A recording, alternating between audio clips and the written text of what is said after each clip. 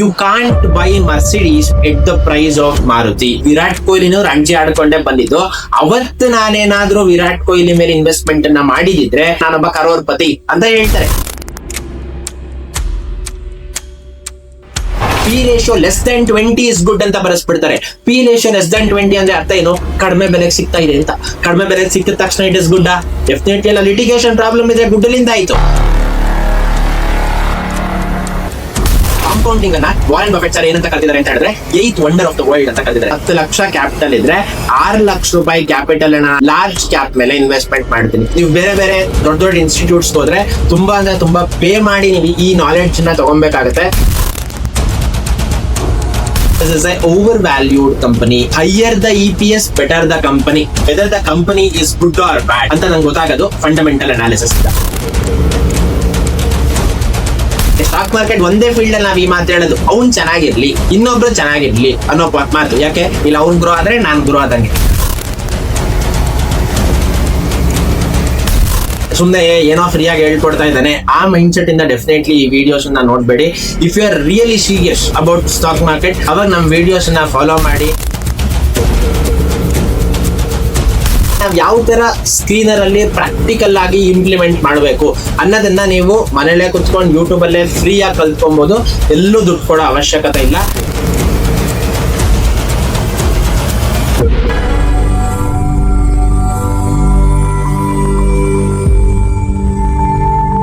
ಎಲ್ರಿಗೂ ನಮಸ್ಕಾರ.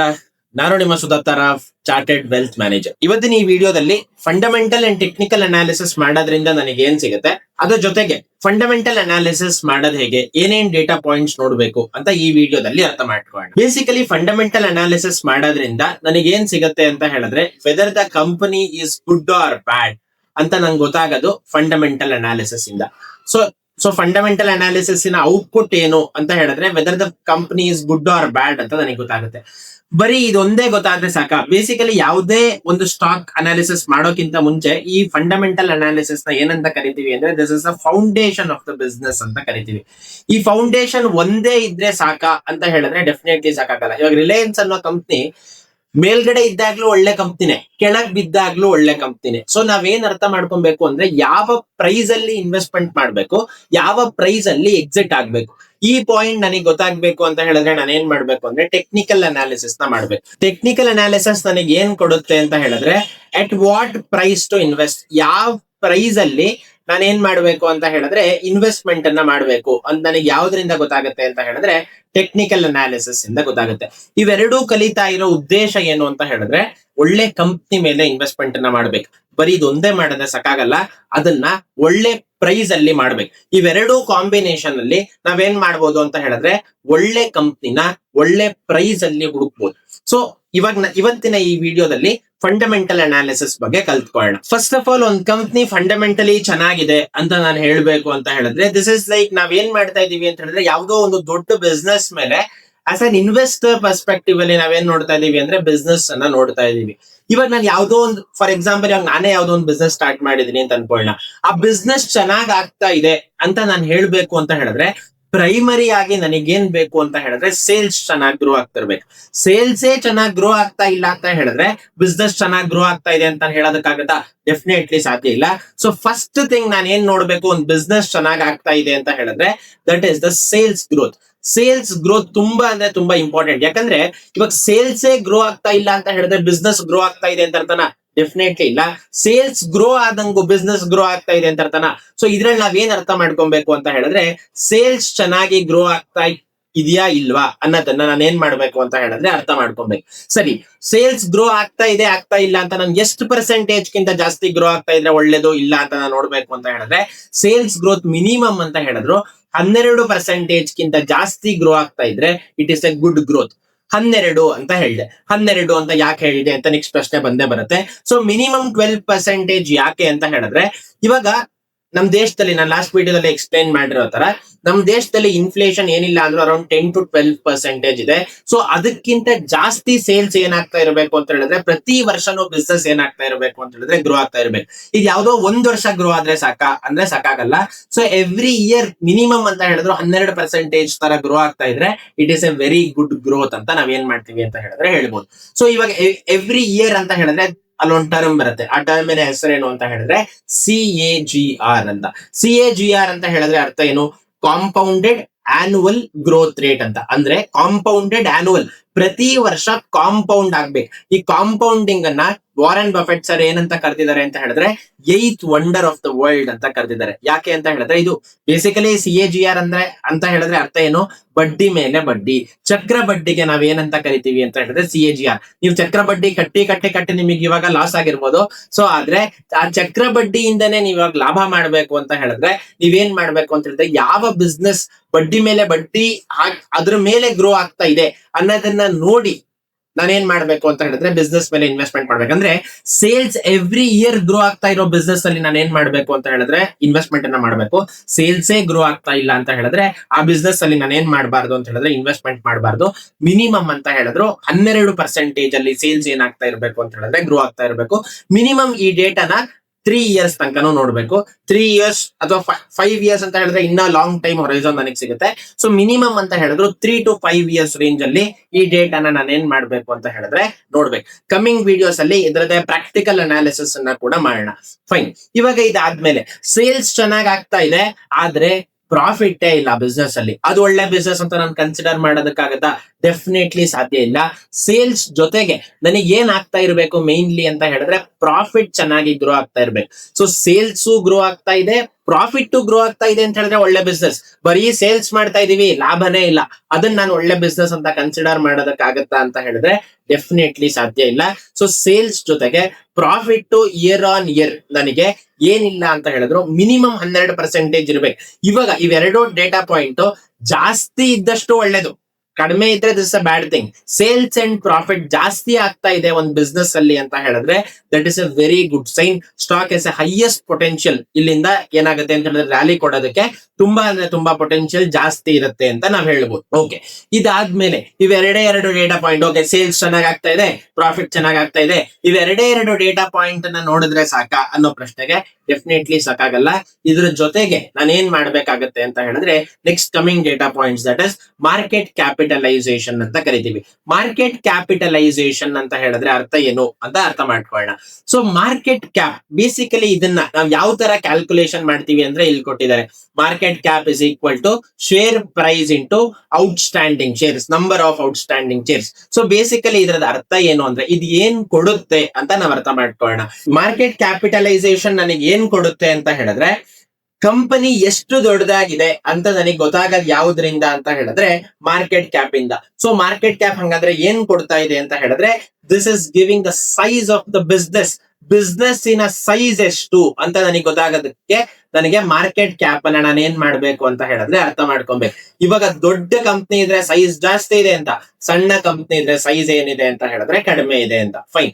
ಇದಾದ್ಮೇಲೆ ನೆಕ್ಸ್ಟ್ ನಾನು ಏನ್ ಅರ್ಥ ಮಾಡ್ಕೊಬೇಕು ಅಂತ ಹೇಳಿದ್ರೆ ಮಾರ್ಕೆಟ್ ಕ್ಯಾಪ್ ಅಲ್ಲಿ ಬೇರೆ ಬೇರೆ ತರದ ವಿಧ ಇದೆ. 4 ವಿಧ ಇದೆ ಮಾರ್ಕೆಟ್ ಕ್ಯಾಪ್ ಅಲ್ಲಿ. ಆ 4 ವಿಧ ಏನು ಅಂತ ಹೇಳಿದ್ರೆ ಫಸ್ಟ್ ಒನ್ ಲಾರ್ಜ್ ಕ್ಯಾಪ್ ಅಂತ ಕರಿತೀವಿ. ಲಾರ್ಜ್ ಕ್ಯಾಪ್, ಅದಾದ್ಮೇಲೆ ಮಿಡ್ ಕ್ಯಾಪ್, ಅದಾದ್ಮೇಲೆ small cap, then last one ಏನು ಅಂತ ಹೇಳಿದ್ರೆ ಮೈಕ್ರೋ ಕ್ಯಾಪ್. ಇವಾಗ ಲಾರ್ಜ್ ಕ್ಯಾಪ್ ಅಂತ ಹೇಳಿದ್ರೆ ಅರ್ಥ ಏನು? It is a very big company, ತುಂಬಾ ದೊಡ್ಡ ಕಂಪನಿ ಅನ್ನೋದಕ್ಕೆ ನಾವು ಯಾವ್ದ್ರಿಂದ ಇವಾಗ ರಿಲಯನ್ಸ್ ಎಲ್ಲ ಇರ್ಬೋದು, ರಿಲಯನ್ಸ್, ಇನ್ಫೋಸಿಸ್, TCS ಅದೆಲ್ಲ ಆಲ್ರೆಡಿ ಏನು ಅಂತ ಹೇಳಿದ್ರೆ ತುಂಬಾ ಅಂದ್ರೆ ತುಂಬಾ ದೊಡ್ಡ company. Nifty 50 companies, they are already big companies. ಈ ಬಿಗ್ ಕಂಪನೀಸ್ ಗೆ ನಾವೇನಂತ ಕರಿತೀವಿ ಅಂತ ಹೇಳಿದ್ರೆ ಲಾರ್ಜ್ ಕ್ಯಾಪ್ ಕಂಪನೀಸ್ ಅಂತ ಕರಿತೀವಿ. ಇದಕ್ಕೆ NSE ಇಂದ ಅಥವಾ SEBI ಇಂದ ದೇರ್ ಇಸ್ ನೋ ಡಿಸ್ಟಿಂಕ್ಷನ್. 50,000 ಕೋಟಿಗಿಂತ ಮೇಲಿದ್ರೆ ಮಾತ್ರ ನಾವು ಲಾರ್ಜ್ ಕ್ಯಾಪ್ ಅಂತ ಕರಿತೀವಿ. ಅದರ ಏನ್ ಡಿಸ್ಟಿಂಕ್ಷನ್ ಇಲ್ಲ. ಬಟ್ ಯೂಶಲಿ ನಾವೇನ್ ಹೇಳ್ಬೋದು ಅಂತ ಹೇಳಿದ್ರೆ 50,000 ಕ್ರೋರ್ಗಿಂತ ಜಾಸ್ತಿ ನಮ್ ಜನ ಆ ಕಂಪ್ನಿ ಮೇಲೆ ಇನ್ವೆಸ್ಟ್ಮೆಂಟ್ ಮಾಡಿದ್ದಾರೆ ಅಂತ ಹೇಳಿದ್ರೆ it comes under large cap. But ಆದ್ರೆ ದರ್ ಇಸ್ ನೋ ರೆಗ್ಯುಲೇಷನ್ ಇಷ್ಟಿದ್ರೆ ಮಾತ್ರ ಲಾರ್ಜ್ ಕ್ಯಾಪ್ ಆತರ ಇಲ್ಲ. ಬಟ್ ನಾವ್ ಯೂಶಲಿ ಅಂಡರ್ಸ್ಟ್ಯಾಂಡಿಂಗ್ ಪರ್ಪಸ್ಗೆ ನಾವೇನ್ ಅರ್ಥ ಮಾಡ್ಕೊಳ್ಳೋಣ ಅಂದ್ರೆ ಲಾರ್ಜ್ ಕ್ಯಾಪ್ ಅಂತ ಹೇಳಿದ್ರೆ 50,000 ಕೋಟಿಗಿಂತ ಮಾರ್ಕೆಟ್ ಕ್ಯಾಪ್ ಜಾಸ್ತಿ ಇದ್ರೆ it is a very big company. Large cap ಅಂದ್ರೆ ನಮ್ಮ ದೇಶದ ಜನ ಆ ಕಂಪ್ನಿ ಮೇಲೆ 50,000 ಕೋಟಿಗಿಂತ ಜಾಸ್ತಿ ಹೂಡಿಕೆ ಮಾಡಿದರೆ, ಅಷ್ಟು ದೊಡ್ಡದಾಗಿ ಆ ಕಂಪ್ನಿನ ಬೆಳೆಸಿದ್ದಾರೆ ಅಂತ ಅರ್ಥ. ಫೈನ್. ಅದಾದ್ಮೇಲೆ ಮಿಡ್ ಕ್ಯಾಪ್ ಅಂತ ಹೇಳಿದ್ರೆ ಅರ್ಥ ಏನು? 10,000ದಿಂದ 50,000 ಕೋಟಿ ಮಾರ್ಕೆಟ್ ಕ್ಯಾಪ್ ಇರೋ ಕಂಪ್ನೀಸ್ಗೆ ನಾವೇನಂತ ಕರಿತೀವಿ ಅಂತ ಹೇಳಿದ್ರೆ ಮಿಡ್ ಕ್ಯಾಪ್ ಕಂಪನಿ ಅಂತ ಕರಿತೀವಿ. ಯಾವ ಕಂಪನಿಯ ಮಾರ್ಕೆಟ್ ಕ್ಯಾಪ್ 2,000 ಕೋಟಿಯಿಂದ 10,000 ಕೋಟಿ ತನಕ ಇದೆಯೋ ಅದಕ್ಕೆ ನಾವೇನಂತ ಕರಿತೀವಿ ಅಂದ್ರೆ ಸ್ಮಾಲ್ ಕ್ಯಾಪ್ ಅಂತ ಕರಿತೀವಿ. 2,000 ಕೋಟಿಗಿಂತ ಕಡಿಮೆ ಇರೋ ಕಂಪನೀಸ್ ಅನ್ನ ನಾವೇನಂತ ಕರಿತೀವಿ ಅಂದ್ರೆ ಮೈಕ್ರೋ ಕ್ಯಾಪ್ ಕಂಪನೀಸ್ ಅಂತ ಕರಿತೀವಿ. ಸೊ ಇವಾಗ ನಾವೇನ್ ಅರ್ಥ ಮಾಡ್ಕೊಳ್ಳೋಣ ಇದ್ರಲ್ಲಿ ಅಂತ ಹೇಳಿದ್ರೆ, ಸೊ ಇವಾಗ ನಾನ್ ಹಂಗಾರೆ ಯಾವ್ದ್ರಲ್ಲಿ ಇನ್ವೆಸ್ಟ್ಮೆಂಟ್ ಮಾಡ್ಬೇಕು, ಲಾರ್ಜ್ ಕ್ಯಾಪ್ ಅಲ್ಲಿ ಮಾಡ್ಬೇಕಾ, ಮಿಡ್ ಅಲ್ಲಿ ಮಾಡ್ಬೇಕಾ, ಸ್ಮಾಲ್ ಅಲ್ಲಿ ಮಾಡ್ಬೇಕಾ, ಅಥವಾ ಮೈಕ್ರೋದಲ್ಲಿ ಮಾಡ್ಬೇಕಾ ಅನ್ನೋ ಡೌಟ್ಸ್ ಎಲ್ಲರಿಗೂ ಇದ್ದೇ ಇರುತ್ತೆ. ಸೊ ಇದನ್ನ ನಾನು ಅರ್ಥ ಮಾಡ್ಕೊಬೇಕು ಅಂತ ಹೇಳಿದ್ರೆ ನಾವು ರಿಸ್ಕ್ ಅಂಡ್ ರಿಟರ್ನ್ ಪರ್ಸ್ಪೆಕ್ಟಿವ್ ಅನ್ನ ಅರ್ಥ ಮಾಡ್ಕೊಬೇಕು. ಸೊ ಇವಾಗ ಎಲ್ಲದಕ್ಕಿಂತ ಕಡಿಮೆ ರಿಸ್ಕ್ ಇರೋದು ಯಾವುದು ಅಂತ ಹೇಳಿದ್ರೆ that is a large cap. ಯಾಕೆ ಇದ್ರಲ್ಲಿ ಕಡಿಮೆ ರಿಸ್ಕ್ ಅಂತ ಹೇಳಿದ್ರೆ ಇದು ಆಲ್ರೆಡಿ ತುಂಬಾ ಗ್ರೋ ಆಗಿರುವಂತ ಬಿಸ್ನೆಸ್. ಸೊ ಆ ರೀಸನ್ಗೆ ಈ ಬಿಸ್ನೆಸ್ ಅಲ್ಲಿ ರಿಸ್ಕ್ ಏನಿದೆ ಅಂತ ಹೇಳಿದ್ರೆ ಕಡಿಮೆ ಇದೆ. ಸೊ ಅದರ ಜೊತೆಗೆ ರಿಸ್ಕ್ ಕಡಿಮೆ ಇದೆ, ಕರೆಕ್ಟ್. ಆದ್ರೆ ರಿಸ್ಕ್ ಕಡಿಮೆ ಇದ್ದ ತಕ್ಷಣ ರಿಟರ್ನ್ ಜಾಸ್ತಿ ಬರುತ್ತಾ? ಡೆಫಿನೆಟ್ಲಿ ಸಾಧ್ಯ ಇಲ್ಲ. ರಿಸ್ಕಿಗೆ ತಕ್ಕನಾಗಿ ನನಗೆ ಏನಾಗುತ್ತೆ ಅಂತ ಹೇಳಿದ್ರೆ ರಿಟರ್ನ್ಸ್ ಬರುತ್ತೆ. ಸೊ ಲಾಂಗ್ ರನ್ ನಾನು ಯೋಚನೆ ಮಾಡ್ತಾ ಇದ್ದೀನಿ ಅಂತ ಹೇಳಿದ್ರೆ, ಸೊ ಇಲ್ಲಿ ರಿಸ್ಕ್ ಏನಿದೆ ಅಂದ್ರೆ ತುಂಬಾ ಕಡಿಮೆ ಇದೆ. ತುಂಬಾ ಲಾಂಗ್ ರನ್ ಅಲ್ಲಿ ರಿಸ್ಕ್ ಬಹಳ ನೆಗ್ಲಿಜಿಬಲ್ ರಿಸ್ಕ್ ಇದೆ, ಬಟ್ ರಿಟರ್ನ್ ಕೂಡ ಅದೇ ತರದ ರಿಟರ್ನ್ಸ್ ಅನ್ನ ನಾನು ಏನ್ ಮಾಡ್ಬೋದು ಅಂತ ಹೇಳಿದ್ರೆ ಎಕ್ಸ್ಪೆಕ್ಟ್ ಮಾಡ್ಬೋದು. ಸೊ ಮಿಡ್ ಕ್ಯಾಪ್ ಕಂಪ್ನಿ ಅಂತ ಹೇಳಿದ್ರೆ ಅರ್ಥ ಏನು? ಮಿಡ್ ಕ್ಯಾಪ್ ಅಲ್ಲಿ ರಿಸ್ಕ್ ಏನಿದೆ ಅಂತ ಹೇಳಿದ್ರೆ ಅದಕ್ಕಿಂತ ಸ್ವಲ್ಪ ಜಾಸ್ತಿ ಇದೆ. ರಿಟರ್ನ್ಸ್ ಕೂಡ ಏನಾಗುತ್ತೆ ಅಂತ ಹೇಳಿದ್ರೆ ಲಾರ್ಜ್ ಕ್ಯಾಪ್ ಗಿಂತ ಸ್ವಲ್ಪ ಜಾಸ್ತಿ ಆಗುತ್ತೆ. ಸ್ಮಾಲ್ ಕ್ಯಾಪ್ ಅಲ್ಲಿ ರಿಸ್ಕ್ ಏನಿದೆ? ಸ್ಮಾಲ್ ಕ್ಯಾಪ್ ಅಲ್ಲಿ ರಿಸ್ಕ್ ತುಂಬಾ ಅಂದ್ರೆ ಇವಾಗ ಇಲ್ಲಿ 3 ಡಾಟ್ಸ್ ಆಗಿದೆ. 3 ಡಾಟ್ಸ್ ಅಂದ್ರೆ ಅರ್ಥ ಏನು? ಮಿಡ್ ಕ್ಯಾಪ್ ಗಿಂತ ರಿಸ್ಕ್ ಜಾಸ್ತಿ ಇದೆ ಇಲ್ಲಿ. ಸೊ ಅಕಸ್ಮಾತ್ ಸಕ್ಸಸ್ಫುಲ್ ಆದ್ರೆ ರಿಟರ್ನ್ಸ್ ಕೂಡ ಏನಾಗುತ್ತೆ ಅಂತ ಹೇಳಿದ್ರೆ ಜಾಸ್ತಿ ಇದೆ. ಮೈಕ್ರೋ ಕ್ಯಾಪ್ ಅಲ್ಲಿ ಏನಾಗುತ್ತೆ? ಮೈಕ್ರೋ ಕ್ಯಾಪ್ ಅಲ್ಲೂ ಅದೇ ಹಣೆ ಬರಣೆ, ರಿಸ್ಕ್ ಸ್ಮಾಲ್ ಕ್ಯಾಪ್ ಗಿಂತನೂ ಜಾಸ್ತಿ. ಮೈಕ್ರೋ ಕ್ಯಾಪ್ ಅಲ್ಲಿ ರಿಟರ್ನ್ಸ್ ಕೂಡ ಏನಾಗುತ್ತೆ ಅಂತ ಹೇಳಿದ್ರೆ ಹೈಯೆಸ್ಟ್ ರಿಟರ್ನ್ಸ್ ನಾನು ಎಲ್ಲ ಎಕ್ಸ್ಪೆಕ್ಟ್ ಮಾಡ್ಬೋದು ಅಂದ್ರೆ ಮೈಕ್ರೋ ಕ್ಯಾಪ್. ಸೊ ಈ ತರ ತೋರ್ಸೋ ತಕ್ಷಣ ನನ್ನ ಹತ್ರ ರಿಸ್ಕ್ ತಗೊಳ್ಳೋ ಕೆಪಾಸಿಟಿ ಇದೆ, ಸೊ ನಾನೇನ್ ಮಾಡ್ತೀನಿ ಅಂತ ಹೇಳಿದ್ರೆ ಇರೋ ದುಡ್ಡನ್ನೆಲ್ಲ ತಗೊಂಡೋಗಿ ಮೈಕ್ರೋ ಕ್ಯಾಪ್ ಮೇಲೆ ಇನ್ವೆಸ್ಟ್ಮೆಂಟ್ ಮಾಡ್ತೀನಿ ಅಂತ ತುಂಬಾ ಜನ ಹೇಳ್ತಾರೆ. ಬಟ್ ಆದ್ರೆ ಅದು ಒಳ್ಳೇದಾ ಅಂತ ಹೇಳಿದ್ರೆ ಡೆಫಿನೆಟ್ಲಿ ಅಲ್ಲ. ಇದೊಂಥರ ಹೆಂಗೆ ಅಂತ ಹೇಳಿದ್ರೆ ನನ್ ತಲೆ ಗಟ್ಟಿ ಇದೆ, ಬಂಡೆಗೆ ಚಚ್ಕೊಂತೀನಿ ಅಂತ ಹೇಳ್ದಂಗ್ ಆಗುತ್ತೆ. ಸೊ ಅದಕ್ಕೋಸ್ಕರ ನಾವೇನ್ ಮಾಡ್ಬೇಕು ಅಂತ ಹೇಳಿದ್ರೆ ನನ್ ರಿಸ್ಕ್ ಅನ್ನ ನಾನು ಏನ್ ಮಾಡ್ಬೇಕು ಅಂದ್ರೆ ಡೈವರ್ಸಿಫೈ ಮಾಡ್ಬೇಕು. ಈ large cap, mid cap, small cap ಮತ್ತೆ ಮೈಕ್ರೋ ಕ್ಯಾಪ್ ಇದೆಯಲ್ಲ, ಇದನ್ನ ನಾನು ಇನ್ನೊಂದು ಎಕ್ಸಾಂಪಲ್ ಮೂಲಕ ನಾನು ನಿಮಗೆ ಅರ್ಥ ಮಾಡಿಸ್ತೀನಿ. ಈ ಲಾರ್ಜ್ ಕ್ಯಾಪ್ ಇನ್ವೆಸ್ಟಿಂಗ್ ಹೆಂಗೆ ಅಂತ ಹೇಳಿದ್ರೆ it is like betting on Virat Kohli. Virat Kohli ಮೇಲೆ ನಾನು ಏನ್ ಮಾಡ್ತೀನಿ, ಒಂದು ಕ್ರಿಕೆಟ್ ಎಕ್ಸಾಂಪಲ್ ಮೂಲಕ ನಾವ್ ಇದನ್ನ ಅರ್ಥ ಮಾಡ್ಕೊಳ್ಳೋಣ. It is like betting on Virat Kohli, Rohit Sharma. ಇವಾಗ ಆಲ್ರೆಡಿ ಪ್ರೂವ್ ಆಗಿರೋ ಪಾರ್ಟಿಸಿಪೆಂಟ್ಸ್ ಮೇಲೆ ನಾವೇನ್ ಮಾಡ್ತಾ ಇದೀವಿ ಅಂತ ಹೇಳಿದ್ರೆ ಇನ್ವೆಸ್ಟ್ಮೆಂಟ್ ಮಾಡ್ತಾ ಇದೀವಿ. ಸಿನ್ಸ್ ಅವ್ರು ಆಲ್ರೆಡಿ ಪ್ರೂವ್ ಆಗಿರೋದ್ರಿಂದ ಅವ್ರು ಕಡಿಮೆ ಬೆಲೆಗೆ ಸಿಗ್ತಾ ಇರ್ತಾರ ಅಂತ ಹೇಳಿದ್ರೆ ಡೆಫಿನೆಟ್ಲಿ ಕಡಿಮೆ ಬೆಲೆಗೆ ಸಿಗ್ತಾ ಇರಲ್ಲ. ಇವ್ರಿಗೆ ಏನಾಗುತ್ತೆ ಅಂತ ಹೇಳಿದ್ರೆ ನಾವು ಜಾಸ್ತಿ ಬೆಲೆಗೆ ದುಡ್ಡು ಕೊಟ್ಟು ತಗೊಬೇಕು. ಪ್ರೈಸ್ ಇವ್ರದ್ದು ಏನಾಗಿರುತ್ತೆ ಅಂತ ಹೇಳಿದ್ರೆ ಹೈ ಅಲ್ಲಿ ಇರುತ್ತೆ. ಸೊ ಪ್ರೈಸ್ ಜಾಸ್ತಿ ಇರೋದ್ರಿಂದ ಜನ ಏನ್ ತುಂಬಾ ಹೈ ಪ್ರೈಸ್ ಇದೆ ಇವ್ರದ್ದು. ಸೊ ಹೈ ಪ್ರೈಸ್ ಯಾಕಿದೆ? ಈಸ್ ವಿರಾಟ್ ಕೊಹ್ಲಿ, ಈಸ್ ರೋಹಿತ್ ಶರ್ಮಾ, ಅದಕ್ಕೋಸ್ಕರ ಏನಾಗಿದೆ ಅಂತ ಹೇಳಿದ್ರೆ ಹೈ ಪ್ರೈಸ್ ಇದಾರೆ. ಸೊ ಇವಾಗ ನಾವಿಲ್ಲಿ ಏನ್ ಅರ್ಥ ಮಾಡ್ಕೊಬೇಕು ಅಂತ ಹೇಳಿದ್ರೆ large cap it is like ಹೆಂಗೆ ಅಂತ ಹೇಳಿದ್ರೆ ವಿರಾಟ್ ಕೊಹ್ಲಿ, ರೋಹಿತ್ ಶರ್ಮಾ ಅವ್ರ ಮೇಲೆ ನಾವು ಬೆಟ್ಟಿಂಗ್ ಮಾಡೋದನ್ನ ನಾವೇನಂತ ಕರಿತೀವಿ ಅಂದ್ರೆ ಲಾರ್ಜ್ ಕ್ಯಾಪ್ಸ್ ಮೇಲೆ ಬೆಟ್ಟಿಂಗ್ ಮಾಡೋದು. ಲಾಂಗ್ ರನ್ ಅಲ್ಲಿ ಯೋಚನೆ ಮಾಡಿದ್ರೆ ಇವರಿಂದ ಏನಿಲ್ಲ ಅಂತ ಹೇಳಿದ್ರೆ ತುಂಬಾ ಏನೋ ರಿಸ್ಕ್ ಇಲ್ಲ. ಬಟ್ ಆದ್ರೆ ಇವರು ಇನ್ನು ತುಂಬಾ ಜಾಸ್ತಿ ರಿಟರ್ನ್ಸ್ ಕೊಡೋದಕ್ಕೆ ಸಾಧ್ಯ ಇದೆಯಾ ಅಂತ ಕೇಳಿದ್ರೆ ಆ ಪ್ರಾಬಬಿಲಿಟಿ ತುಂಬಾ ಕಡಿಮೆ ಇರುತ್ತೆ. ಯಾಕೆ ಅಂತ ಹೇಳಿದ್ರೆ ಇವಾಗ ವಿರಾಟ್ ಕೊಹ್ಲಿ, ರೋಹಿತ್ ಶರ್ಮಾ ಆಲ್ರೆಡಿ ಪ್ರೂವ್ ಮಾಡಿ ಅವ್ರ ಕ್ರಿಕೆಟಿಂಗ್ ಕೆರಿಯರ್ ಅಲ್ಲಿ ಟಾಪ್ ಅಲ್ಲಿ ಇದ್ದಾರೆ. ಸೊ ಅವ್ರು ಆಲ್ರೆಡಿ ಹೈಯರ್ ಪ್ರೈಸ್ ಅಲ್ಲಿ ಇದ್ದಾರೆ. ಅದಕ್ಕಿಂತನೂ ಸ್ಟಾಕ್ ಡಬಲ್ ಆಗೋದಕ್ಕೆ, ಟ್ರಿಪಲ್ ಆಗೋದಕ್ಕೆ ಇಟ್ ಟೇಕ್ಸ್ ಟೈಮ್. ಸೊ ಹಂಗಂತ ಇವಾಗ ನೆಕ್ಸ್ಟ್ ನಾವ್ ನೋಡ್ಬೇಕು. ಓಕೆ, ನೆಕ್ಸ್ಟ್ ನಾವು ಮಿಡ್ ಕ್ಯಾಪ್ ಅಂತ ಬಂದ್ರೆ ಇಲ್ಲಿ ಯಾರ್ಯಾರು ಬರ್ತಾರೆ? ಸೊ ಕನ್ನಡಿಗ ಆದ KL ರಾಹುಲ್, ಇವ್ರು ಆಲ್ರೆಡಿ ಪ್ರೂವ್ ಮಾಡಿದಾರೆ. Is a proven material. ಇವಾಗ ಹೊರಗಡೆ ಹೋಗಿ ಸೆಂಚುರೀಸ್ ನೋಡ್ತಿದ್ದಾರೆ. ಅದಾದ್ಮೇಲೆ ರಿಷಬ್ ಪಂತ್ ಇರ್ಬೋದು, ಶ್ರೇಯಸ್ ಅಯ್ಯರ್ ಇರ್ಬೋದು, ಅಭಿಷೇಕ್ ಶರ್ಮಾ ಇರ್ಬೋದು, ಇವರೆಲ್ಲ ಎಲ್ಲಿ ಬರ್ತಾರೆ ಅಂತ ಹೇಳಿದ್ರೆ ಮಿಡ್ ಕ್ಯಾಪ್ ಕಂಪನೀಸ್. ಸೊ ಇವರೆಲ್ಲ ಹೆಂಗೆ ಅಂದ್ರೆ ವಿರಾಟ್ ಕೊಹ್ಲಿ ಎಷ್ಟು ಹೆಸರು ಮಾಡಿದಾರ? ಇನ್ನ ಹೆಸರು ಮಾಡಿಲ್ಲ. ಆದ್ರೆ ಇನ್ನ ಏಜ್ ಇದೆಯಾ ಹೆಸರು ಮಾಡೋದಕ್ಕೆ? Yes, they have the age. ಅಂದ್ರೆ ಅರ್ಥ ಏನು? ಇವರು ಆಲ್ರೆಡಿ ಪ್ರೂವ್ ಮಾಡಿದ್ದಾರೆ. ಆದ್ರೆ ವಿರಾಟ್ ಕೊಹ್ಲಿ ಅಷ್ಟು ಇನ್ನ ಏನ್ ಮಾಡಿಲ್ಲ ಅಂತ ಹೇಳಿದ್ರೆ ಹೆಸರು ಸಂಪಾದನೆನ ಮಾಡಿಲ್ಲ. That is an mid cap. So mid cap ಹೆಂಗೆ ಅಂದ್ರೆ ಆಲ್ರೆಡಿ ಪ್ರೂವ್ ಮಾಡಿದ್ದಾರೆ, ಬಟ್ ಆದ್ರೆ ಗ್ರೋ ಆಗೋ ಪೊಟೆನ್ಶಿಯಲ್ ಜಾಸ್ತಿ ಇದೆ. ಬಟ್ ಪ್ರಾಬ್ಲಮ್ ಏನು?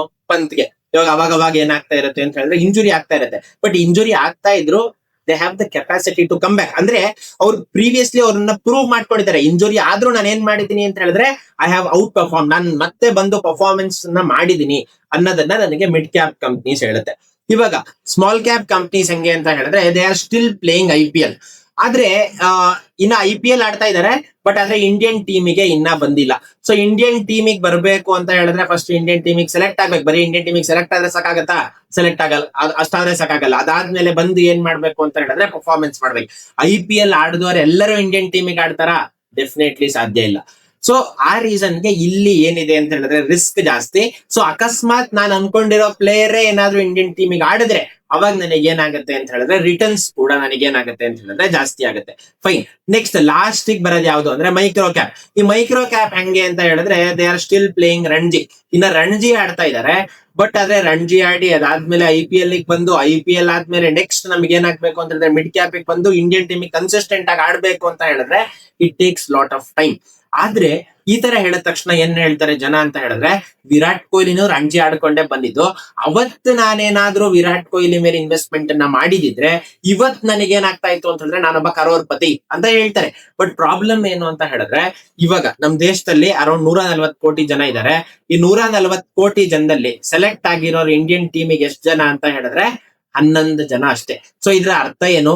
ಮೈಕ್ರೋ ಕ್ಯಾಪ್ಸಲ್ ಪ್ರಾಬ್ಲಮ್ ಏನು ಅಂತ ಹೇಳಿದ್ರೆ ಇಲ್ಲಿ ಪ್ರಾಬಬಿಲಿಟಿ ಆಫ್ ವಿನ್ನಿಂಗ್ ಬಹಳ ಅಂದ್ರೆ ಬಹಳ ಕಡಿಮೆ ಇರುತ್ತೆ. ಸೊ ಆ ರೀಸನ್ಗೆ ನಾನೇನ್ ಮಾಡ್ಬೇಕು ಅಂತ ಹೇಳಿದ್ರೆ ಮೈಕ್ರೋ ಕ್ಯಾಪ್ಸ್ ಅಲ್ಲಿ ಆದಷ್ಟು ಲಿಮಿಟೆಡ್ ಆಗಿ ನಾನು ಏನ್ ಮಾಡ್ಬೇಕು ಅಂದ್ರೆ ಇನ್ವೆಸ್ಟ್ಮೆಂಟ್ ಅನ್ನ ಮಾಡ್ಬೇಕು. ಜಾಸ್ತಿ ಇನ್ವೆಸ್ಟ್ಮೆಂಟ್ ಅನ್ನ ಮೈಕ್ರೋ ಕ್ಯಾಪ್ ಅಲ್ಲಿ ಮಾಡಬಾರ್ದು. ಫೈನ್. ಇವಾಗ ಹಂಗಾರೆ ಎಷ್ಟು ಪರ್ಸೆಂಟೇಜ್ ಯಾವ್ಯಾವ ಇದ್ರಲ್ಲಿ ಎಷ್ಟೆಷ್ಟು ಪರ್ಸೆಂಟೇಜ್ ಹಾಕ್ಬೇಕು ಅಂತ ನಾವೇನ್ ಮಾಡೋಣ ಅಂತ ಹೇಳಿದ್ರೆ ಒಂದ್ ಬೇಸಿಕ್ ಆಗಿ ಇದನ್ನ ಅರ್ಥ ಮಾಡ್ಕೊಳ್ಳೋಣ. ಇದಕ್ಕೆ ಹಾರ್ಡ್ ಅಂಡ್ ಫಾಸ್ಟ್ ರೂಲ್ ತರ ಏನು ಇಲ್ಲ. ಒಬ್ಬೊಬ್ರ ಏಜ್ ಮೇಲೆ ಹೋಗುತ್ತೆ ಇದು. ಅಂದ್ರೆ ನಾನು ಜಾಸ್ತಿ ರಿಸ್ಕ್ ತಗೊಳೋದಕ್ಕೆ ನಾನ್ ರೆಡಿ ಇಲ್ಲ ಅಂತ ಹೇಳಿದ್ರೆ ಲಾರ್ಜ್ ಕ್ಯಾಪ್ ಕಂಪ್ನೀಸ್ ಮೇಲೆ ಜಾಸ್ತಿ ಇನ್ವೆಸ್ಟ್ಮೆಂಟ್ ಅನ್ನ ಮಾಡ್ತೀವಿ. ಜಾಸ್ತಿ ರಿಸ್ಕ್ ತಗೊಳೋದಕ್ಕೆ ರೆಡಿ ಇದ್ರೆ ಮಿಡ್ ಕ್ಯಾಪ್ಸ್ ಮೇಲೆ ನಾವೇನ್ ಮಾಡ್ತೀವಿ ಅಂತ ಹೇಳಿದ್ರೆ ಜಾಸ್ತಿ ಇನ್ವೆಸ್ಟ್ಮೆಂಟ್ ಅನ್ನ ಮಾಡ್ತೀವಿ. ಮಿಡ್ ಅಂಡ್ ಸ್ಮಾಲ್ ಕ್ಯಾಪ್ಸ್ ಅಲ್ಲಿ ಜಾಸ್ತಿ ಇನ್ವೆಸ್ಟ್ಮೆಂಟ್ಸ್ ಅನ್ನ ಮಾಡ್ತೀವಿ. ಸೊ ಇವಾಗ ಇಲ್ಲಿ ನಾವೇನ್ ಅರ್ಥ ಮಾಡ್ಕೊಳ್ಳೋಣ ಅಂದ್ರೆ ಇವಾಗ ಒಂದು ಕ್ರಿಕೆಟ್ ಟೀಮ್ ಅನ್ನ ಬಿಲ್ಡ್ ಮಾಡ್ಬೇಕು. ಎಲ್ಲರೂ ಸೇವ್ ಆಗ್ತಾರ ಇರೋರೇ ಇದ್ರೆ ಆಗತ್ತಾ? ಡೆಫಿನೆಟ್ಲಿ ಆಗಲ್ಲ. ಸೊ ಎಲ್ಲರೂ ದ್ರಾವಿಡ್ ತರ ಇದ್ರೆ ಆಗತ್ತಾ? ಅದು ಆಗಲ್ಲ. ಸೊ ಇವ್ರಿಬ್ರು ಕಾಂಬಿನೇಷನ್ ಅಲ್ಲಿ ನಾವೇನ್ ಮಾಡ್ಬೇಕು ಅಂದ್ರೆ ಅರ್ಥ ಏನು? ಬೇಸಿಕಲಿ ಡಿಫೆನ್ಸಿವ್ ಅಂಡ್ ಅಗ್ರೆಸಿವ್ ಎರಡರದ್ದು ಕಾಂಬಿನೇಷನ್ ಅಲ್ಲಿ ನಾನು ಏನ್ ಮಾಡ್ಬೇಕು ಅಂದ್ರೆ ಒಂದು ಟೀಮ್ ಅನ್ನ ಬಿಲ್ಡ್ ಮಾಡ್ಬೇಕು. ನಾನ್ ಯಾವ ತರ ನನ್ನ ಇನ್ವೆಸ್ಟ್ಮೆಂಟ್ ಅನ್ನ ಡಿವೈಡ್ ಮಾಡ್ಕೊಂತೀನಿ ಅಂತ ಹೇಳಿದ್ರೆ ಲಾರ್ಜ್ ಕ್ಯಾಪಿಗೆ ನನ್ನ ಕ್ಯಾಪಿಟಲಿನ 60% ಆಫ್ ದ ಕ್ಯಾಪಿಟಲ್ ನಾನೇನ್ ಮಾಡ್ತೀನಿ ಅಂತ ಹೇಳಿದ್ರೆ ಲಾರ್ಜ್ ಕ್ಯಾಪ್ ಮೇಲೆ ಇನ್ವೆಸ್ಟ್ಮೆಂಟ್ ಅನ್ನ ಮಾಡ್ತೀನಿ. ಅಂದ್ರೆ 10 ಲಕ್ಷ ಕ್ಯಾಪಿಟಲ್ ಇದ್ರೆ 6 ಲಕ್ಷ ರೂಪಾಯಿ ಕ್ಯಾಪಿಟಲ್ ಅನ್ನ ನಾನು ಏನ್ ಮಾಡ್ತೀನಿ ಅಂತ ಹೇಳಿದ್ರೆ ಲಾರ್ಜ್ ಕ್ಯಾಪ್ ಮೇಲೆ ಇನ್ವೆಸ್ಟ್ಮೆಂಟ್ ಮಾಡ್ತೀನಿ. ಸೊ ಮಿಡ್ ಕ್ಯಾಪ್ ಅಲ್ಲಿ ಎಷ್ಟಾಗ್ತೀನಿ ಅಂತ ಹೇಳಿದ್ರೆ 30 to 35% ಆಫ್ ಮೈ ಕ್ಯಾಪಿಟಲ್ ನಾನು ಎಲ್ಲಿ ಡಿಪ್ಲಾಯ್ ಮಾಡ್ತೀನಿ ಅಂತ ಹೇಳಿದ್ರೆ ಮಿಡ್ ಕ್ಯಾಪ್ ಅಲ್ಲಿ ಡಿಪ್ಲಾಯ್ ಮಾಡ್ತೀನಿ. 5 to 10% ಆಫ್ ದ ಕ್ಯಾಪಿಟಲ್ ನಾನು ಏನ್ ಮಾಡ್ತೀನಿ ಅಂತ ಹೇಳಿದ್ರೆ ಸ್ಮಾಲ್ ಕ್ಯಾಪ್ಸ್ ಅಲ್ಲಿ ಇನ್ವೆಸ್ಟ್ಮೆಂಟ್ ಮಾಡ್ತೀನಿ. ಮೈಕ್ರೋ ಕ್ಯಾಪ್ಸ್ ಅಲ್ಲಿ ನಾನು ಏನ್ ಮಾಡಲ್ಲ ಅಂದ್ರೆ ನನ್ನ ಕ್ಯಾಪಿಟಲ್ ನ ಡಿಪ್ಲಾಯ್ ಮಾಡಲ್ಲ.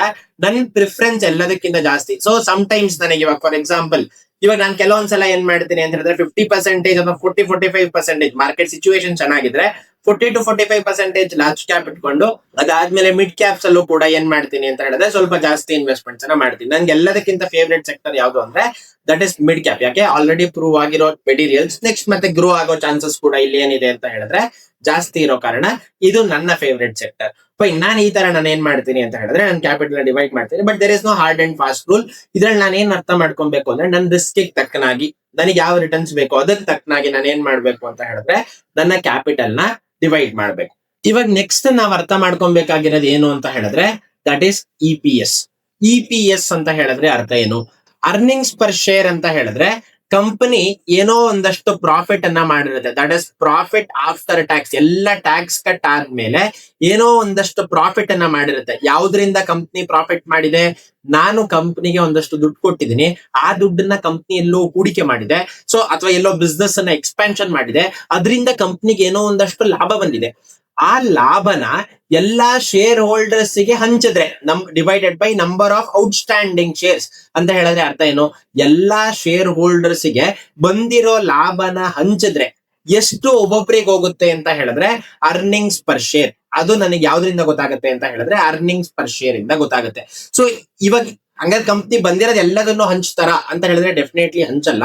ಸೊ ಇದರಿಂದ ಏನ್ ಅರ್ಥ ಮಾಡ್ಕೊಬೇಕು ನಾವು ಅಂದ್ರೆ ಬೇಸಿಕಲಿ ಇದ್ರ ಅರ್ಥ ಏನು? ಅರ್ನಿಂಗ್ಸ್ ಪರ್ ಶೇರ್ ಅಂದ್ರೆ ಅಕಸ್ಮಾತ್ ಕಂಪ್ನಿ ಇರೋ ದುಡ್ಡನ್ನ ಅಂದ್ರೆ ಬಂದಿರೋ ಲಾಭನ ಅಷ್ಟಕ್ಕಷ್ಟು ಹಂಚಿದ್ರೆ ಇನ್ವೆಸ್ಟರ್ಗೆ ಎಷ್ಟು ಸಿಗತ್ತೆ ಅನ್ನೋದು EPS.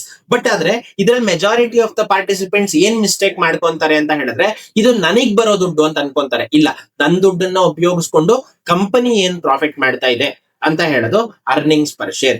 ಇವಾಗ ಇಲ್ಲಿ ನಾನು ಏನ್ ಅರ್ಥ ಮಾಡ್ಕೊಳ್ಳೋಣ ಅಂತ ಹೇಳಿದ್ರೆ, ಇದು ಜಾಸ್ತಿ ಇದ್ರೆ ಒಳ್ಳೇದಾ ಕಡಿಮೆ ಇದ್ರೆ ಒಳ್ಳೇದಾ ಅನ್ನೋ ಪ್ರಶ್ನೆ ಬಂದೇ ಬರುತ್ತೆ. ಸೊ ಇದೇನಿರ್ಬೇಕು, ಕಂಪ್ನಿ ದುಡಿತಾ ಇರುವಂತ ದುಡ್ಡು, ನಾವು ಹೂಡಿಕೆ ಮಾಡಿರೋ ದುಡ್ಡಿಂದ ಕಂಪನಿ ಮಾಡ್ತಾ ಇರೋ ಪ್ರಾಫಿಟ್ ಆಗಿರೋದ್ರಿಂದ ಇದು ಜಾಸ್ತಿ ಇದ್ದಷ್ಟು ಒಳ್ಳೇದು. Higher the EPS better the company. Stock market ಒಂದೇ ಫೀಲ್ಡ್ ಅಲ್ಲಿ ನಾವ್ ಈ ಮಾತು ಹೇಳೋದು, ಅವ್ನ್ ಚೆನ್ನಾಗಿರ್ಲಿ ಇನ್ನೊಬ್ರು ಚೆನ್ನಾಗಿರ್ಲಿ ಅನ್ನೋ ಮಾತು. ಯಾಕೆ, ಇಲ್ಲ ಅವ್ನ್ ಗ್ರೋ ಆದ್ರೆ ನಾನ್ ಗ್ರೋ ಆದಂಗೆ. ಅದಕ್ಕೋಸ್ಕರ ಇಲ್ಲಿ ನಾನು ಏನ್ ಅರ್ಥ ಮಾಡ್ಕೊಬೇಕು, EPS ಯಾವತ್ತಿದ್ರು ಏನ್ ಅರ್ಥ ಅಂತ ಹೇಳಿದ್ರೆ ಹೈಯರ್ ದ ಬೆಟರ್, ಜಾಸ್ತಿ ಇದ್ದಷ್ಟು ಒಳ್ಳೇದು. ನೆಕ್ಸ್ಟ್ ಒಂದು ರೇಷಿಯೋ ಬರುತ್ತೆ. ಆ ರೇಷಿಯೋನ ಹೆಸರೇನು ಅಂತ ಹೇಳಿದ್ರೆ PE ratio. P divided by E ratio ಅಂತ ಹೇಳಿದ್ರೆ ಪ್ರೈಸ್ ಟು ಅರ್ನಿಂಗ್ಸ್ ರೇಷಿಯೋ ಅಥವಾ ಪ್ರೈಸ್ ಡಿವೈಡೆಡ್ ಬೈ ಅರ್ನಿಂಗ್ಸ್. ನಾವಿಲ್ಲಿ ಏನ್ ಮಾಡ್ತಾ ಇದೀವಿ ಅಂದ್ರೆ ಕರೆಂಟ್ ಮಾರ್ಕೆಟ್ ಪ್ರೈಸ್, ಇವತ್ತು ಮಾರ್ಕೆಟ್ ಅಲ್ಲಿ ಏನು ಪ್ರೈಸ್ ಓಡ್ತಾ ಇದೆ ಅದಕ್ಕೆ ನಾವೇನ್ ಮಾಡ್ತೀವಿ ಅಂತ ಹೇಳಿದ್ರೆ earnings per share. Earnings per share ಅಂದ್ರೆ ಅರ್ಥ ಏನು, ನನ್ನ ದುಡ್ಡನ್ನ ಉಪಯೋಗಿಸ್ಕೊಂಡು ಕಂಪನಿ ಎಷ್ಟು ಪ್ರಾಫಿಟ್ ಮಾಡ್ತಾ ಇದ್ದಾರೆ ಅನ್ನೋದ್ರಿಂದ ನಾವೇನ್ ಮಾಡ್ತೀವಿ ಅಂತ ಹೇಳಿದ್ರೆ ಡಿವೈಡ್ ಮಾಡ್ತೀವಿ. ಈ ತರ ಡಿವೈಡ್ ಮಾಡೋದ್ರಿಂದ ನನಗೆ ಏನ್ ಸಿಗುತ್ತೆ ಅಂತ ಹೇಳಿದ್ರೆ, ಆ ಕಂಪನಿ ಕಡಿಮೆ ಬೆಲೆಗೆ ಸಿಗ್ತಾ ಇದ್ಯಾ ಅಂತ ಹೇಳಿದ್ರೆ ಕಂಪನಿ ಅಂಡರ್ ವ್ಯಾಲ್ಯೂ ಆಗಿದ್ಯಾ ಅಥವಾ ಕಂಪನಿ ಓವರ್ ವ್ಯಾಲ್ಯೂ ಆಗಿದ್ಯಾ, ಅದರ ಅರ್ನಿಂಗ್ಸ್ ಗೆ ಕಂಪೇರ್ ಮಾಡಿದ್ರೆ ಕಂಪನಿ ಜಾಸ್ತಿ ಬೆಲೆಗೆ ಸಿಗ್ತಾ ಇದ್ಯಾ ಅಥವಾ ಕಂಪನಿ ಕರೆಕ್ಟ್ ಆಗಿರೋ ಬೆಲೆನಲ್ಲಿ ಸಿಗ್ತಾ ಇದೆಯಾ ಅಂತ ನನಗೆ ಯಾವುದರಿಂದ ಗೊತ್ತಾಗತ್ತೆ ಅಂತ ಹೇಳಿದ್ರೆ ಈ PE ರೇಷಿಯೋ ನೋಡಿದ್ರೆ ಗೊತ್ತಾಗುತ್ತೆ. ಸೊ ಇದನ್ನ ನಾವ್ ಅರ್ಥ ಮಾಡ್ಕೊಬೇಕು ಅಂತ ಹೇಳಿದ್ರೆ ಒಂದು ಎಕ್ಸಾಂಪಲ್, ಒಂದು ಸಿಂಪಲ್ ಎಕ್ಸಾಂಪಲ್ ಮೂಲಕ ನಾವೇನ್ ಮಾಡೋಣ ಅಂತ ಹೇಳಿದ್ರೆ ಅರ್ಥ ಮಾಡ್ಕೊಳ್ಳೋಣ. 2 ಕಂಪ್ನಿ ಇದೆ ಅಂತ ಅನ್ಕೊಳ್ಳೋಣ. ಇದರಲ್ಲಿ ಮೊದಲನೇ ಕಂಪ್ನಿ ಏನಾಗಿದೆ ಅಂತ ಹೇಳಿದ್ರೆ 1000 ರೂಪಾಯಿನಲ್ಲಿ ಟ್ರೇಡ್ ಆಗ್ತಾ ಇದೆ ಅಂತ ಅನ್ಕೊಳ್ಳೋಣ. ಎರಡನೇ ಕಂಪ್ನಿ A ಮತ್ತೆ ಕಂಪ್ನಿ B, ಈ ಎರಡನೇ ಕಂಪ್ನಿ ಕೂಡ ಏನಾಗ್ತಾ ಇದೆ ಅಂತ ಹೇಳಿದ್ರೆ 1000 ರೂಪಾಯಿನಲ್ಲೇ ಟ್ರೇಡ್ ಆಗ್ತಾ ಇದೆ ಅಂತ ಅನ್ಕೊಳ್ಳೋಣ. ಆದ್ರೆ ಪ್ರೈಸ್ ಆಯ್ತಿದು ಈ 1000 ಏನು ಅಂದ್ರೆ ಕರೆಂಟ್ ಮಾರ್ಕೆಟ್ ಪ್ರೈಸ್, ಇಲ್ಲಿ ಕಾಣಿಸ್ತಾ ಇದೆಯಲ್ಲ ಪ್ರೈಸ್ ಬರೆದಿದೀವಿ. ಸೊ ಪ್ರೈಸ್ ಟು ಅರ್ನಿಂಗ್ಸ್, ಅದರ ಅರ್ನಿಂಗ್ಸ್, ಮೊದಲನೇ ಕಂಪ್ನಿಯ ಅರ್ನಿಂಗ್ಸ್ ಎಷ್ಟಿದೆ ಅಂತ ಹೇಳಿದ್ರೆ 20 ರೂಪಾಯಿ ಇದೆ. ಎರಡನೇ ಕಂಪ್ನಿಯ ಅರ್ನಿಂಗ್ಸ್ ಎಷ್ಟಿದೆ ಅಂತ ಹೇಳಿದ್ರೆ 30 ರೂಪಾಯಿ ಇದೆ ಅಂತ ಅನ್ಕೊಳ್ಳೋಣ, ಒಂದು ಎಕ್ಸಾಂಪಲ್. ಸೊ ಇವಾಗ ನಾವೇನ್ ಅರ್ಥ ಮಾಡ್ಕೊಬೇಕು ಅಂತ ಹೇಳಿದ್ರೆ, ನಮಗೆ ಗೊತ್ತಿರೋದೇನು, ಅರ್ನಿಂಗ್ಸ್ ಪರ್ ಶೇರ್ ಇದೆಯಲ್ಲ ಅದು ಜಾಸ್ತಿ ಇದ್ರೆ ಒಳ್ಳೇದು ಅಂತ ಕಲ್ತ್ಕೊಂಡ್ವಿ. ಅರ್ನಿಂಗ್ಸ್ ಯಾವತ್ತು ಏನಿರ್ಬೇಕು, ಮನುಷ್ಯಂದಾಗಿರ್ಲಿ ಅಥವಾ ಕಂಪ್ನಿದಾಗಿರ್ಲಿ, ಅರ್ನಿಂಗ್ಸ್ ಯಾವತ್ತು ಏನಿರ್ಬೇಕು ಅಂದ್ರೆ ಜಾಸ್ತಿ ಇರ್ಬೇಕು. ಅರ್ನಿಂಗ್ಸ್ ಜಾಸ್ತಿ ಎಲ್ಲಿದೆ ಅಂತ ಹೇಳಿದ್ರೆ ಕಂಪ್ನಿ B ನಲ್ಲಿದೆ. 1000 ಡಿವೈಡೆಡ್ ಬೈ 30 ಮಾಡಿದ್ರೆ ಎಷ್ಟು ಬರುತ್ತೆ, 1000 ಡಿವೈಡೆಡ್ ಬೈ 30 ಮಾಡಿದ್ರೆ 0 ಹೋಯ್ತು, 3 1s 3 33s. ಸೊ ಇಲ್ಲೇನ್ ಬರ್ತಾ ಇದೆ, PE ರೇಷಿಯೋ 33.33 ಬರ್ತಾ ಇದೆ. ಸೊ ಇಲ್ಲಿ 1000 ಡಿವೈಡೆಡ್ ಬೈ 20 ಮಾಡಿದ್ವಿ ಅಂತ ಅನ್ಕೊಳ್ಳೋಣ. 1000 ಡಿವೈಡೆಡ್ ಬೈ 20 ಮಾಡಿದ್ರೆ ನನಗೇನ್ ಸಿಗ್ತಾ ಇದೆ, 0 ಹೋಯ್ತು. ಕಂಪ್ನಿ ಇಲ್ಲಿ ಏನಾಗಿದೆ ಅಂತ ಹೇಳಿದ್ರೆ 50. PE ರೇಷಿಯೋ ಏನಿದೆ, ಕಂಪ್ನಿ ಏದು PE ರೇಷಿಯೋ ಎಷ್ಟಿದೆ ಅಂತ ಹೇಳಿದ್ರೆ 50 ಇದೆ. ಕಂಪ್ನಿ ಬಿದು PE ರೇಷಿಯೋ ಎಷ್ಟಿದೆ ಅಂತ ಹೇಳಿದ್ರೆ 33.33 ಇದೆ. ಸೊ ಇದರ ಅರ್ಥ ಏನು ಅಂತ ಹೇಳಿದ್ರೆ ಕಂಪನಿ B ಕಡಿಮೆ ಬೆಲೆಗೆ ಸಿಗ್ತಾ ಇದೆ, ಅಂಡರ್ ವ್ಯಾಲ್ಯೂಡ್ ಆಗಿದೆ ಅಂತ ಅರ್ಥ. ಸೊ ಕಂಪ್ನಿ A ಏನಾಗಿದೆ, ಅದರ ಅರ್ನಿಂಗ್ಸ್ ಗೆ ಕಂಪೇರ್ ಮಾಡಿದ್ರೆ ಆ ಕಂಪ್ನಿ B ಏನಾಗಿದೆ ಅಂತ ಹೇಳಿದ್ರೆ ಓವರ್ ವ್ಯಾಲ್ಯೂ ಆಗಿದೆ ಅಂತ ಅರ್ಥ. ಸೊ ಇವಾಗ ನಾವೇನ್ ಅರ್ಥ ಮಾಡ್ಕೊಳ್ಳೋಣ ಅಂತ ಹೇಳಿದ್ರೆ, ಓಕೆ ಇವಾಗ ಇದು ಅಂಡರ್ ವ್ಯಾಲ್ಯೂ ಅಂತ ಹೇಳಿದ್ರೆ PE ರೇಷಿಯೋ ಕಡಿಮೆ ಇದ್ರೆ ಅದು ಅಂಡರ್ ವ್ಯಾಲ್ಯೂ, PE ರೇಷಿಯೋ ಜಾಸ್ತಿ ಇದ್ರೆ ಅದು ಓವರ್ ವ್ಯಾಲ್ಯೂ ಅಂತ ನಮಗೆ ಗೊತ್ತಾಗಿದೆ. ಸೊ ಇವಾಗ ನಾವೇನ್ ಅರ್ಥ ಮಾಡ್ಕೊಳ್ಳೋಣ ಅಂದ್ರೆ PE ರೇಷಿಯೋನ ನಾವೇನ್ ಮಾಡೋಣ ಅಂತ ಹೇಳಿದ್ರೆ ಅರ್ಥ ಮಾಡ್ಕೊಳ್ಳೋಣ. ಇದೊಂದು ಸ್ವಲ್ಪ ಡಿಫಿಕಲ್ಟ್ ಕಾನ್ಸೆಪ್ಟ್, ಸೊ ತುಂಬಾ ಗಮನ ಇಟ್ಟು ಈ ಕಾನ್ಸೆಪ್ಟ್ ಅನ್ನ ಅರ್ಥ ಮಾಡ್ಕೊಳ್ಳಿ, ನಿಮಗೆ ನೀಟಾಗಿ ಅರ್ಥ ಮಾಡಿಸ್ತೀನಿ. ಫೈನ್. ಇವಾಗ ಲೆಟ್ ಸೇ ನನ್ನ ಹತ್ರ ಒಂದು ಲ್ಯಾಂಡ್ ಇದೆ. ಆ ಲ್ಯಾಂಡಿನ ಬೆಲೆ ಏನು ಅಂತ ಹೇಳಿದ್ರೆ 1 ಕೋಟಿ ರೂಪಾಯಿ ಅಂತ ಅನ್ಕೊಳ್ಳೋಣ. ನನ್ನ ಹತ್ರ ಟೋಟಲ್ ಆಗಿ ಏನಿದೆ ಅಂತ ಹೇಳಿದ್ರೆ ಸದ್ಯಕ್ಕೆ ಇಲ್ಲಿ ಸಿಂಬಲ್ ಕಾಣಿಸ್ತಾ ಇರೋ ತರ 2 ಲ್ಯಾಂಡ್ ಇದೆ ಅಂತ ಅನ್ಕೊಳ್ಳೋಣ. ಆ ಲ್ಯಾಂಡಿನ ಬೆಲೆ, ಮೊದಲನೇ ಲ್ಯಾಂಡಿನ ಬೆಲೆ ಎಷ್ಟು ಅಂತ ಹೇಳಿದ್ರೆ 1 ಕೋಟಿ, ಎರಡನೇ ಲ್ಯಾಂಡಿನ ಬೆಲೆ ಎಷ್ಟು ಅಂತ ಹೇಳಿದ್ರೆ ಇದ್ರ ಬೆಲೆ ಕೂಡ ಏನಾಗಿದೆ ಅಂತ ಹೇಳಿದ್ರೆ ಮಾರ್ಕೆಟ್ ಅಲ್ಲಿ ವ್ಯಾಲ್ಯೂ ಎಷ್ಟಿದೆ ಅಂತ ಹೇಳಿದ್ರೆ 1 ಕೋಟಿ ಇದೆ ಅಂತ ಅನ್ಕೊಳ್ಳೋಣ. ಇವಾಗ ಈ ಲ್ಯಾಂಡ್ ಅನ್ನ ನಾನು ಮಾರ್ಬೇಕು ಅಂತ ಇದೀನಿ ಅಂತ ಅನ್ಕೊಳ್ಳೋಣ. ಈ ಲ್ಯಾಂಡ್ ನ ನಾನು, ಯಾರೋ ಒಬ್ರು ಬರ್ತಾ ಇದಾರೆ, ಅವ್ರಿಗೆ ನಾನು ಏನ್ ಮಾಡ್ತೀನಿ ಅಂತ ಹೇಳಿದ್ರೆ 70 ಲಕ್ಷ ರೂಪಾಯಿಗೆ ಇದನ್ನ ಮಾರೋದಕ್ಕೆ ಒಪ್ಕೊಂಡೆ ಅಂತ ಅನ್ಕೊಳ್ಳೋಣ. ಲ್ಯಾಂಡಿನ ಬೆಲೆ ಇರೋದೆಷ್ಟು 1 ಕೋಟಿ, ಆದ್ರೆ ನಾನು ಎಷ್ಟು ರೂಪಾಯಿ ಕೊಡೋದಕ್ಕೆ ಒಪ್ಕೊಂಡಿದೀನಿ ಅಂತ ಹೇಳಿದ್ರೆ ದಟ್ ಇಸ್ 70 lakhs. ಅಂದ್ರೆ 1 ಕೋಟಿ ಬೆಲೆ ಇರೋ ಲ್ಯಾಂಡ್ ಅನ್ನ ನಾನು ಏನ್ ಮಾಡಿದೀನಿ ಅಂದ್ರೆ 70 ಲಕ್ಷಕ್ಕೆ, ಯಾಕಂದ್ರೆ ನನ್ಗೇನೋ ಅರ್ಜೆಂಟ್ ರಿಕ್ವೈರ್ಮೆಂಟ್ ಏನಕ್ಕೋ ಯಾವ್ದೋ ಒಂದು ರೀಸನ್ಗೆ ನಾನು ಏನ್ ಮಾಡಿದೀನಿ ಅಂದ್ರೆ 70 ಲಕ್ಷಕ್ಕೆ ಕೊಡೋದಕ್ಕೆ ಒಪ್ಕೊಂಡೆ ಅಂತ ಅನ್ಕೊಳ್ಳೋಣ. ಅಂದ್ರೆ ಈ ತರ ಇದ್ರೆ 1 ಕೋಟಿ ಲ್ಯಾಂಡ್ ನ 70 ಲಕ್ಷಕ್ಕೆ ಕೊಡ್ತಾ ಇದ್ರೆ ಈ company under valued company. Okay, ಇವಾಗ 1 ಕೋಟಿ ಲ್ಯಾಂಡ್ ಇದೆ, ಆದ್ರೆ 1,20,00,000ಕ್ಕೆ ನಾನೇನ್ ಮಾಡ್ತಾ ಇದ್ದೀನಿ ಅಂತ ಹೇಳಿದ್ರೆ ಮಾರ್ತಾ ಇದ್ದೀನಿ ಅಂತ ಅನ್ಕೊಳ್ಳೋಣ. ಸೊ ಯಾರೋ ಬಂದು 1 ಕೋಟಿ ಕೊಡ್ತೀರಾ ಅಂತ ಕೇಳಿದ್ರು ಅಂತ ಅನ್ಕೊಳ್ಳೋಣ, ನಾನು ಕೊಡಲ್ಲ. ನಾನು 1,20,00,000 ಬಂದ್ರೆ ಕೊಡ್ತೀನಿ ಅಂತ ಹೇಳ್ತೀನಿ. ಆದ್ರೆ ಅದ್ರ ನಿಜವಾದ ಬೆಲೆ ಎಷ್ಟು?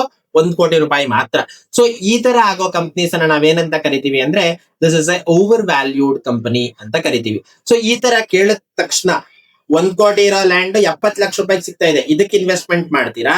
ಅಥವಾ 1 ಕೋಟಿ ಲ್ಯಾಂಡ್ 1,20,00,000ಕ್ಕೆ ಹೇಳ್ತಾ ಇದ್ದೀನಿ, ಆದ್ರೆ 1,20,00,000 ಕೊಡ್ಲಿಲ್ಲ ಅಂದ್ರೆ ನಾನು ಕೊಡಲ್ಲ ಅಂತ ಹೇಳ್ತಾ ಇದ್ದೀನಿ, ಇದಕ್ಕೆ ಇನ್ವೆಸ್ಟ್ಮೆಂಟ್ ಮಾಡ್ತೀರಾ ಅಂದ್ರೆ ಮೆಜಾರಿಟಿ ಆಫ್ ದ ಪಾರ್ಟಿಸಿಪೆಂಟ್ಸ್ ಏನ್ ಹೇಳ್ತಾರೆ, ಇದು ಕಡಿಮೆಗೆ ಸಿಗ್ತಾ ಇದೆ, 70 ಲಕ್ಷಕ್ಕೆ ಸಿಗ್ತಾ ಇದೆ, ಸೊ ನಾನೇನ್ ಮಾಡ್ತೀನಿ ಅಂತ ಹೇಳಿದ್ರೆ ಇಲ್ಲೋಗಿ ಇನ್ವೆಸ್ಟ್ಮೆಂಟ್ ಮಾಡ್ತೀನಿ ಅಂತ ಹೇಳ್ತಾರೆ. ಬಟ್ ಇಲ್ಲಿ ನಾವೇನ್ ಅರ್ಥ ಮಾಡ್ಕೊಳ್ಳೋಣ ಅಂದ್ರೆ ಒಂದ್ ಸ್ಟೆಪ್ ಮುಂದಕ್ಕೆ ಹೋಗೋಣ. ಸೊ ಇವಾಗ 1 ಕೋಟಿ ಲ್ಯಾಂಡ್ 70 ಲಕ್ಷಕ್ಕೆ ಸಿಗ್ತಾ ಇದೆ ಅಂತ ಹೇಳಿದ್ರೆ that is under valued company. Correct. 1 ಕೋಟಿ ಲ್ಯಾಂಡ್ 1,20,00,000 ರೂಪಾಯಿಗೆ ಸಿಗ್ತಾ ಇದೆ ಅಂತ ಹೇಳಿದ್ರೆ that is a over valued company. ಇಲ್ಲಿ ತಕ್ಕ ಅರ್ಥ ಆಗಿದೆ. ಇವಾಗ 1 ಕೋಟಿ ಲ್ಯಾಂಡ್ ಆದ್ರೆ 70 lakhs ಗೆ ಕೊಡೋದಕ್ಕೆ ರೆಡಿ ಇದಾರೆ. ಬಟ್ ಇಲ್ಲಿ ಪ್ರಾಬ್ಲಮ್ ಏನಿದೆ ಅಂತ ಹೇಳಿದ್ರೆ there is a litigation problem ಇದೆ. ಲಿಟಿಗೇಷನ್ ಪ್ರಾಬ್ಲಮ್ ಇರೋದಕ್ಕೆ ಸುಮ್ನೆ ಕಡಿಮೆ ಬೆಲೆ ಕೊಡ್ತೀನಾ? ಡೆಫಿನೆಟ್ಲಿ ಸುಮ್ನೆ ಕಡಿಮೆ ಬೆಲೆ ಕೊಡಲ್ಲ. ಸೊ ಇವಾಗ ಲಿಟಿಗೇಷನ್ ಪ್ರಾಬ್ಲಮ್ ಇದೆ, ಕಡಿಮೆ ಬೆಲೆಗೆ ಸಿಗ್ತಾ ಇದೆ, ಕಡಿಮೆ ಬೆಲೆಗೆ ಸಿಕ್ಕಿದ ತಕ್ಷಣ ತಗೊಂಡ್ಬಿಡ್ತೀರಾ? ಸೊ ಡೆಫಿನೆಟ್ಲಿ ಇಲ್ಲ.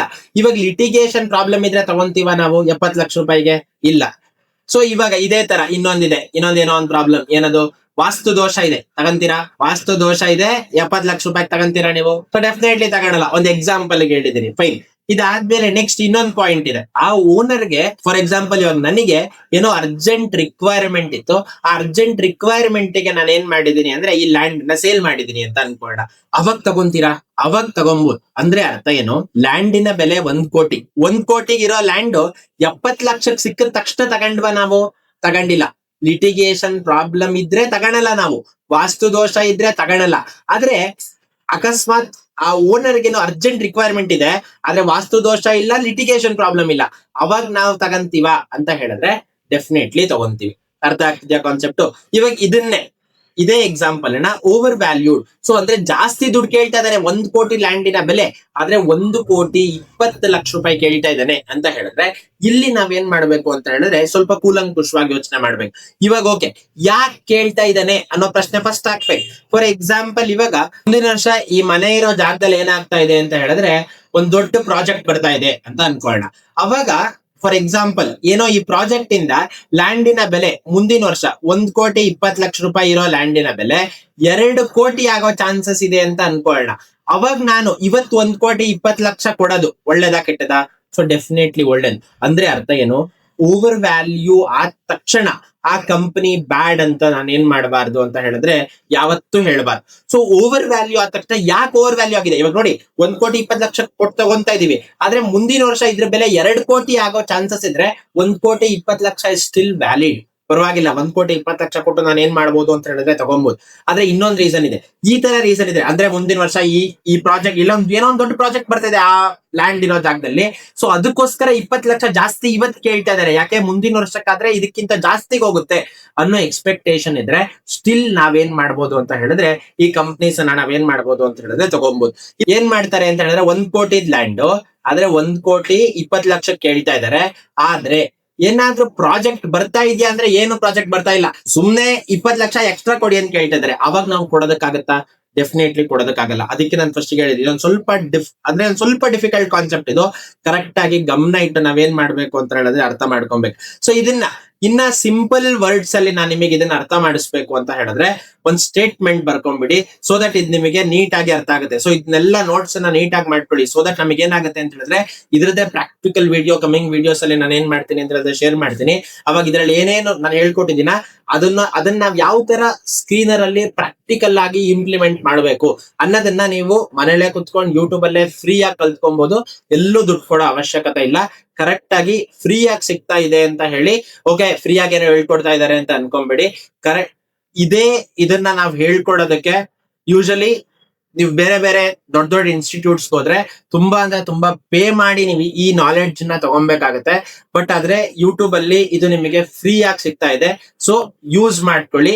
ಪಿ ರೇಷಿಯೋ ನಾವೇನ್ ಅರ್ಥ ಮಾಡ್ಕೊಳ್ಳೋಣ ಇದರಲ್ಲಿ ಅಂತ ಹೇಳಿದ್ರೆ, ಸೊ ಇದನ್ನ ಇನ್ನ ಸಿಂಪಲ್ ವರ್ಡ್ಸ್ ಅಲ್ಲಿ ಅಥವಾ ಒಂದ್ ಸೆಂಟೆನ್ಸ್ ಅಲ್ಲಿ ನಾನು ನಿಮಗೆ ಇದನ್ನ ಅರ್ಥ ಮಾಡಿಸ್ಬೇಕು ಅಂತ ಹೇಳಿದ್ರೆ, you can't buy Mercedes at the price of Maruti ಅಂತ ಹೇಳಿದ್ರೆ ಅರ್ಥ ಏನು? ನನಗೆ ಮರ್ಸಿಡೀಸ್ ಕಾರ್ ಬೇಕು, ಆದ್ರೆ ಮಾರುತಿ ಬೆಲೆಯಲ್ಲಿ ಸಿಗ್ಬೇಕು. ಯಾವತ್ತಾದ್ರೂ ಸಿಗುತ್ತಾ? ಡೆಫಿನೆಟ್ಲಿ ಸಾಧ್ಯ ಇಲ್ಲ. ಅಂದ್ರೆ ಅರ್ಥ ಏನು? ಸೊ ಇವಾಗ ನಾವು ಅಂಡರ್ ವ್ಯಾಲ್ಯೂ ಆದ ತಕ್ಷಣ ಬೈ ಮಾಡಬೇಕು, ಇದು ತಪ್ಪು ಥಿಯರಿ. ಯಾಕೆ? ಇವಾಗ ಫಾರ್ ಎಕ್ಸಾಂಪಲ್ ಯಾವುದೋ ಒಂದು ಕಂಪನಿ ಸೇಲ್ಸ್ ತುಂಬಾ ಜಾಸ್ತಿ ಇದೆ, ಪ್ರಾಫಿಟ್ಸ್ ತುಂಬಾ ಜಾಸ್ತಿ ಇದೆ, ಆದ್ರೆ ಅವ್ನ್ ಯಾಕೆ ಕಡಿಮೆ ಬೆಲೆಗೆ ಟ್ರೇಡ್ ಆಗ್ತಾ ಇರ್ತಾನೆ? ಅವ್ನ್ ಕಡಿಮೆ ಬೆಲೆಗೆ ಡೆಫಿನೆಟ್ಲಿ ಟ್ರೇಡ್ ಆಗ್ತಾ ಇರಲ್ಲ. ಇನ್ನೊಂದು ಕಂಪ್ನಿ ಇದೆ, ಸೇಲ್ಸ್ ಏನೂ ಇಲ್ಲ, ಪ್ರಾಫಿಟ್ ಏನೂ ಇಲ್ಲ, ಆದ್ರೆ ಅವ್ನ್ ಜಾಸ್ತಿ ಬೆಲೆಗೆ ಟ್ರೇಡ್ ಆಗ್ತಾ ಇರ್ತಾನೆ, ಡೆಫಿನೆಟ್ಲಿ ಜಾಸ್ತಿ ಬೆಲೆಗೆ ಟ್ರೇಡ್ ಆಗ್ತಾ ಇಲ್ಲ. ಅವ್ನ್ ಕಡಿಮೆ ಬೆಲೆಗೆ ಟ್ರೇಡ್ ಆಗ್ತಾ ಇದ್ದಾರೆ, ಕಡಿಮೆ ಬೆಲೆಗೆ ಸಿಗ್ತಾ ಇದೆ, ನಾನು ತಗೊಂಡ್ಬಿಡ್ತೀನಿ ಅಂತ ಹೇಳಕ್ ಕರೆಕ್ಟಾ? ಡೆಫಿನೆಟ್ಲಿ ತಪ್ಪಾಗುತ್ತೆ.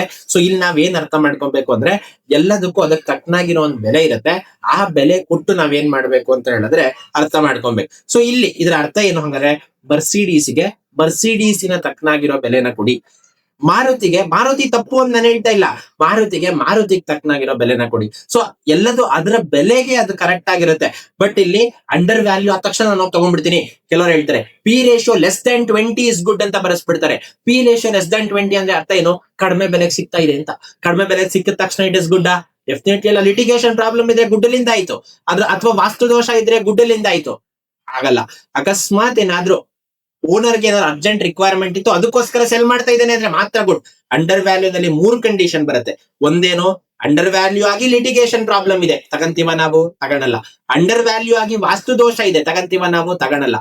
ಅಂಡರ್ ವ್ಯಾಲ್ಯೂ ಆಗಿ ಕಂಪನಿ ಏನಾಗ್ತಾ ಇದೆ ಅಂತ ಹೇಳಿದ್ರೆ ಚೆನ್ನಾಗಿ ಸೇಲ್ಸ್ ಮಾಡ್ತಾ ಇದೆ. ಸ್ಟಾಕ್ ಮಾರ್ಕೆಟ್ ಟರ್ಮ್ಸ್ ಅಲ್ಲಿ ನಾನು ಇದನ್ನ ಹೇಳ್ಬೇಕು ಅಂತ ಹೇಳಿದ್ರೆ, ಅಂಡರ್ ವ್ಯಾಲ್ಯೂ ಆಗಿದೆ, ಕಡಿಮೆ ಬೆಲೆಗೆ ಸಿಗ್ತಾ ಇದೆ, ಅದ್ರ ಜೊತೆಗೆ ಸೇಲ್ಸ್ ಚೆನ್ನಾಗಿ ಮಾಡ್ತಾ ಇದೆ, ಪ್ರಾಫಿಟ್ ಚೆನ್ನಾಗಿ ಮಾಡ್ತಾ ಇದೆ.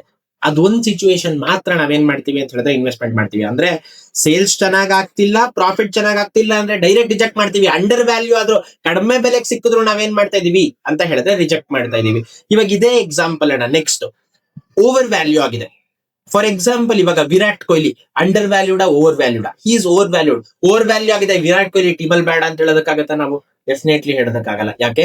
ಅವ್ರು ಓವರ್ ವ್ಯಾಲ್ಯೂ ಆಗಿರೋದಕ್ಕೊಂದು ರೀಸನ್ ಇದೆ.